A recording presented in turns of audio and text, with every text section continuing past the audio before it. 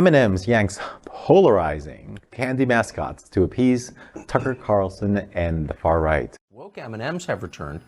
The green M&M got her boots back, but apparently is now a lesbian maybe. And there's also a plus-sized, obese purple M&M. So we're going to cover that, of course. Will M&Ms still melt in your hands if they identify as trans? Apparently, there's new lesbian characters. We need to run from women like the green M&M. I do not trust her. Purple M&M was added to push acceptance and inclusivity. You conniving, climbing little bitch. If this is what you need for validation, I'm worried about you. I think this is the kind of thing that makes China say, like, oh, good, keep focusing on that. Yeah. Keep focusing on giving people their own color M&Ms while we, take over all of the mineral deposits in the entire world. Is this orange a man or a woman? I don't know. Is this blue? Is it non-binary? Is it democratic? I don't know. It's blue. I don't know. Women all know that the women that are like, I'm a woman and I'm pro-woman and look how pro-women I am. You can't trust them. Green M&M is disgusting. He's an opportunistic, evil bitch. Okay, after conservatives attacked M&M's for slightly redesigning some of their signature mascot characters to be more inclusive, the beloved candy brand has announced it is taking an indefinite pause from the spokes candies and replacing them with actress-comedian Maya Rudolph. The company posted a statement on social media starting with, "America, let's talk." It said last year the company made some changes to spokes candies which it thought no one would notice, but it has realized that even a candy's shoes can be polarizing. Hence, M&M is introducing a spokesperson for the company that America can agree on, the beloved Maya Rudolph. The company believes that she will champion the power of fun to create a world where everyone feels they belong.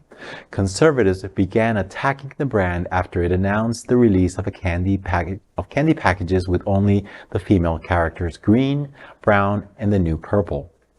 Fox host Tucker Carlson, who famously flipped out last year when the green M&M was redesigned to be less sexy, called the new packaging woke and said that the green M&M is a lesbian maybe? I love Maya Rudolph, so I think she'll be like a good spokesperson because she doesn't bite her tongue. She's like there for like everybody and she'll get the job done, I feel like. Yeah.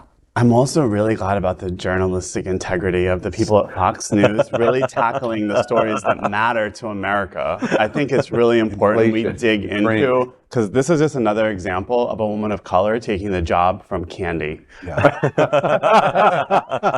But really, and it needs to stop. How sexually repressed do you have to be to fetishize candy? You know, it's interesting. Fox, it's a bullseye point in terms of what they're focusing on.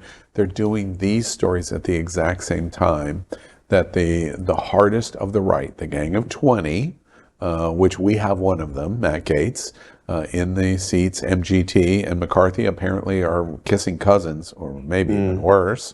Now, the Gang of 20 is going to push us to the brink of debt default. That's going on at the exact same time as the world crisis issue of whether there's purple M&Ms.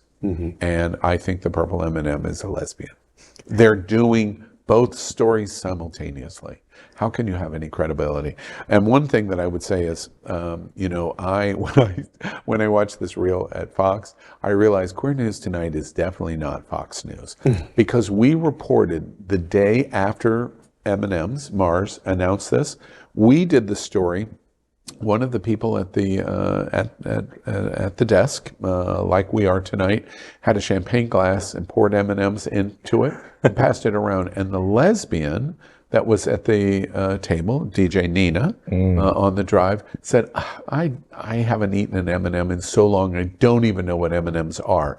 But after this story, I'll eat an M&M. And she takes and starts to eat the M&Ms and goes, these are really, really good.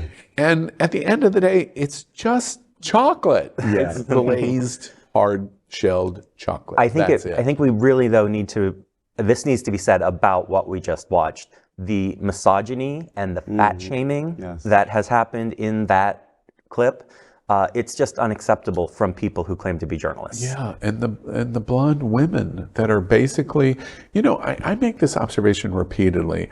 I tried for so long to embrace a conservative point of view at Happening Out to allow the voice, this gaze for Trump and the log cabin Republicans.